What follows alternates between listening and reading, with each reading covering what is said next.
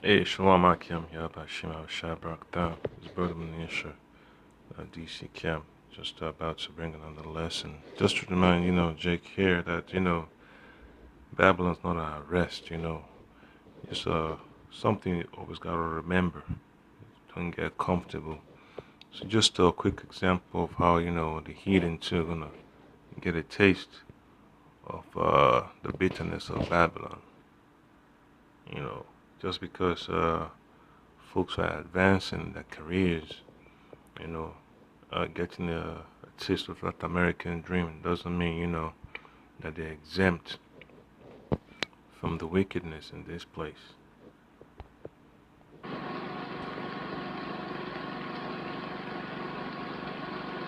The four of us made a reservation on Airbnb about a month ago, and I asked the woman who's the host if two more friends would be okay. I made a reservation for two of us, and I asked if two friends were okay. She said that's fine, we just have to pay more money. So we're driving up, we think everything's fine, we're ready for the ski trip in Big Bear. There were flash flood warnings all day. I asked the woman again, is it okay that my two friends come, right? Like, could we give you cash, or how much did you say it was again? And she says, absolutely not. And I say, but you said yes. Here's some screenshots of text messages where you said that I could. Yeah, so, it's just another glimpse of what's going to happen here in Babylon. If you look at the movie The Road, you could see the same similarities, man. It's going to be cold-heartedness in Babylon, man. Just let it play, and then I bring out some precepts. My friends, and she says, you must be high if you think that that would be okay in the busiest weekend in Big Bear. And then she said, no, like, we're done. And she canceled the trip. And she said, like, one word says it all, Asian. And Yep. So bros just gotta be careful, man. Just don't get comfortable in a society like this, because the scripture talks about the man gotta be on his watch at all times. It's a dangerous, environment we're always in. Anything could happen at any time, according to the curses. So you just gotta put your hope in Yahweh Shai. Let me not ramble too much. I'll let the video play out, and I bring out some precepts. she said, this is why we have Trump. And she said, like, we can't have foreigners telling us what to do. She said that to me. I'm an American citizen. This is my home. I've been here since I was 3 years old. America is my home. I consider myself an American. But this woman discriminates against me for being Asian. She canceled on us when we were 3 minutes away from the house. We're 3 minutes away. I just feel so hurt. Like, I mean, people thought, oh, with the election of President Obama, like, racism is over in this country. No, it's very much alive. It exists, and it could happen to anyone. There's no bounds to racism, no matter what class you are, no matter what your education level, no matter if you're an American citizen. What they see is that I'm Asian, what they see is my race, and this is how we get treated. It stings. It stings that after living in the US for over 23 years, this is what happens. No matter, like, if I follow the law, if I'm kind to people, no matter, like, how well I treat others, it doesn't matter. If you're Asian, you're less than human. And people can treat you like trash.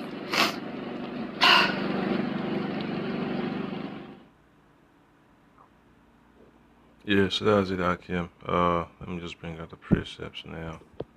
Because, you hear of what she had to go through. Because folks just gotta be aware of the society they're living in, man. Just let me get this precept real quick. It's just another, simple basics, the milk.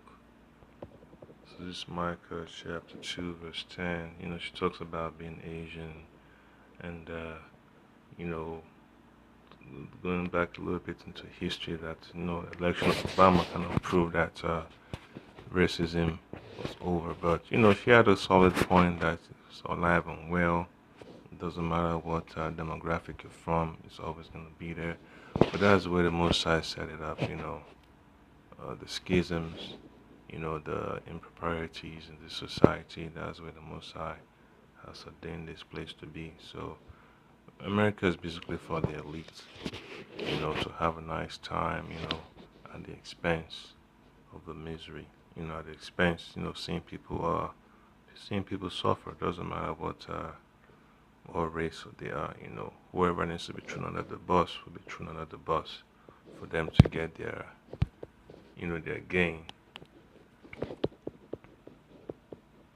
Yeah, just bear with me. So let me just keep it simple. So Micah chapter 2 verse 10, arise ye and depart, for this is not your rest. Because it is polluted, it shall destroy you, even with a sword destruction. So, that's a warning right there. The sword destruction that's on its way. You have the plagues, the disease warfare that's on its way, you know, outbreak of all these diseases. And, it's already here, just in little pockets. And then you have the martial law, collapse of society, the violence that's coming to the shores of America. And then you have the nuclear missiles, it's gonna be crazy out here. So, bros, just gotta be aware of what's going on. You gotta look well to your travels in the society, whether you go traveling to work, traveling to camp, or day out with the family and acquaintances. And let me get Matthew chapter 24. I'm gonna read from verse 10. Alright, I'll just focus on 7 and jump to 10. For nation shall rise against nation, and kingdom against kingdom, and there shall be famines and pestilences and earthquakes in diverse places. So you just have a great argument between the so-called Moabite woman and most likely the Edomite woman, a business transaction that went sideways. So then it says in verse 8, all these are the beginning of sorrows. So one thing that folks need to understand, the beginning of sorrows is it's already here in Babylon. Bro's talking about cuts to all these social programs, especially food stamps and snaps and all that, Medicaid or whatever they want to associate it as. It's on its way. Business is going under. And then let me jump to okay, let's see, verse 10. And then shall many be offended, and shall betray one another, and shall hate one another. So betrayal is gonna be common here in America, man, across all the land. And then it's gonna happen, man. In fact, even the whole world, it's a sifting process. So I'm gonna read verse 12, and then it says, and because iniquity shall abound, the love of many shall wax cold. And then 13 says, but he that shall endure unto the end, the same shall be saved. So that's what the elect is looking forward to, salvation, from all this madness. Because it's annoying, to see that, they tell you, well, you gotta do this, you gotta do that to make it to society. You gotta go to college, get a good education. You gotta make sure you are, a law-abiding citizen. All that doesn't prevent you from experiencing racism, man. That's just the devil speaking with a forked tongue. These so-called Edomites, so-called white people. That's the way the Most High set them up. To be a obstacle. So folks just need to understand, man. You just have to know the signs that the Most High is putting in front of you. And then let me move on to verse 13. Isaiah chapter 13, verse Let me see. I select your verse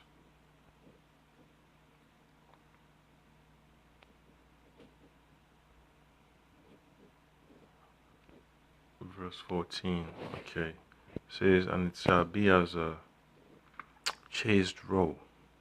There's a female there. Okay. And as a sheep that no man taketh up. That's how the girl was feeling, you know. She felt stranded, driven all those miles and hours. You don't know how much gas they got in the tank. And there shall every man turn to his own people, and everyone into his own land. So that's a symptom, you know, things you're gonna be seeing very soon, man. Yeah, because so-called the Moabites gonna go back to their countries, Arabs back to their countries, Hamites back to their countries, even Jake Sioux, they think, you know, they're from West Africa, go back to West Africa. Russians go back to Russia because it's gonna be so messed up here in America, man. You know, folks are gonna be divided against each other. Some folks are gonna stay, some folks are gonna leave. So that's the madness we gotta deal with, man.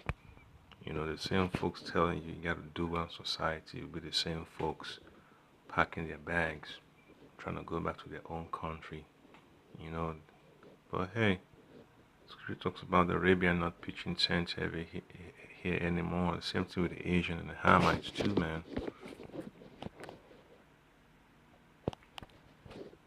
Yes, like Yakim. So that's just you know the crux of the lesson I just want to bring out, man. And I read it one more time, verse 14, Isaiah chapter 13, verse 14. And it shall be as a chaste roe and as a sheep that no man taketh up. They shall every man turn to his own people and flee everyone into his own land. So folks are gonna go back to where they came from, man. There's no other way you could describe it because the fear, the Mosiah is about to shake the hand terribly on the whole earth, and whoever doesn't hearken unto it is gonna fall victim, you know. And 15 says, everyone that is found shall be trust true, and everyone that is joined unto them shall fall by the sword. So those that are drunken of that wine of Babylon, that hold on to Babylon's ideals, you know, they're gonna suffer the harsh consequences. You know, it's gonna be terrible, man. It's gonna be cold. You know, as then 16 says, their children also shall be dashed to pieces before their eyes. Their houses shall be spoiled and their wives ravished. So it's that simple, you know. That's the time period we're moving into.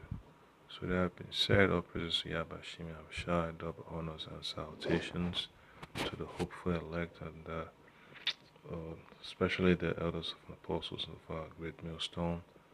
Shalom. Keep the faith.